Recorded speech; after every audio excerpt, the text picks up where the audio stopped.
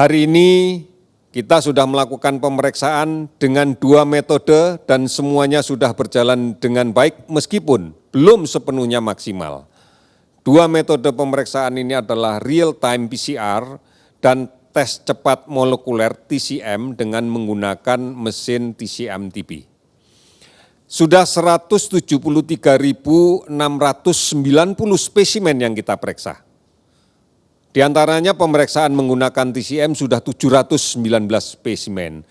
Dan kami sudah membagikan cartridge untuk pemeriksaan TCM ini dari kemarin, dari 2 hari yang lalu, ke 30 provinsi, ke 64 RSUD. Dan kita pilih adalah daerah-daerah yang memang memiliki gap, memiliki jarak yang cukup jauh dari fasilitas yang mampu memeriksakan real-time PCR. Di antaranya kami berikan ke Kabupaten Yapen, ke Nabire, ke Timika, ke Mimika, ke Merauke, ke Nias, dan seterusnya. Karena ini jauh aksesnya kalau harus dikirim pemeriksaannya menunggu real time. Oleh karena itu, kemudian inilah yang kita gunakan. Kalau kemudian dari hasil yang kita dapatkan pada hari ini, maka yang positif konfirmasi COVID-19 baik yang kita meriksa menggunakan real-time PCR maupun tes cepat molekuler, kita dapatkan 568 orang. Sehingga totalnya menjadi 16.006 orang.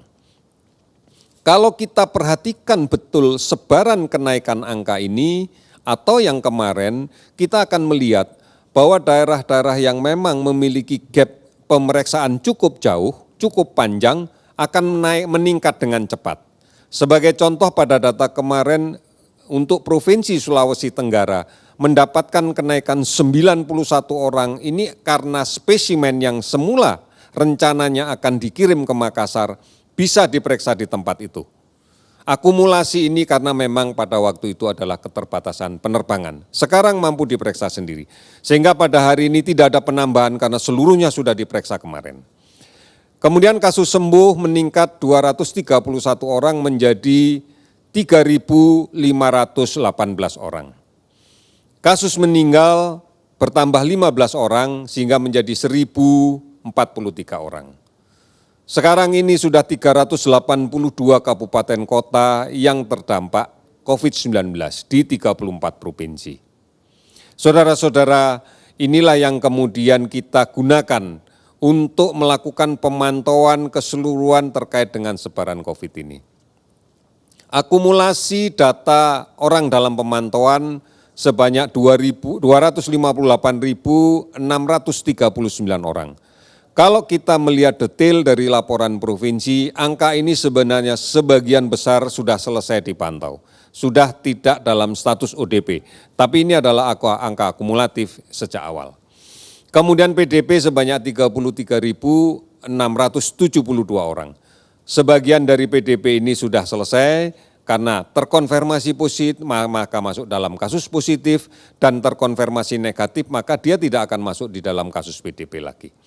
Oleh karena itu mari bersama-sama kita komitmen kuat untuk menjaga diri, melindungi diri sebagai bagian menyeluruh dari apa yang kita tekadkan dari awal untuk melindungi keluarga kita, melindungi lingkungan kita. Dan secara bersama-sama dalam satu sistem yang kita sebut sebagai PSBB. Oleh karena itu cuci tangan, pakai sabun, air mengalir minimal 20 detik, ini menjadi pilihan yang terbaik. Karena kita memiliki peluang untuk menularkan penyakit ini manakala sebelum mencuci tangan, kita menyentuh wajah, menyentuh mulut, mata, hidung.